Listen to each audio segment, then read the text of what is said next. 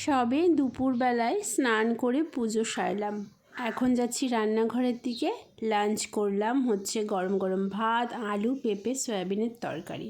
তারপরে একদম 9:30 সময় একটু রুটি তরকারি করে একটা রুটি খেলাম, কারণ বরের আসতে অনেক দেরি হবে। তারপরে বরের জন্য 11টার সময় এখন ভাজি আলু আর ভাজলাম মাছ। বর আসার আগে ভাবলাম একটু স্কিন কেয়ার করে নিই। স্কিনটাকে হিমালয়া ফেস ওয়াশ দিয়ে ভালো করে ওয়াশ করে নিয়ে একটুখানি টোনার স্প্রে করে মাখছি আমার শীতকালের ফেভারিট ময়শ্চারাইজার নিভিয়া সফট। ভীষণ ভালো লাগে জানো তো। তারপরে এবারে খাবার পালা। এখন কটা বাজে জানো? এখন 11:30 বেজে গেছে।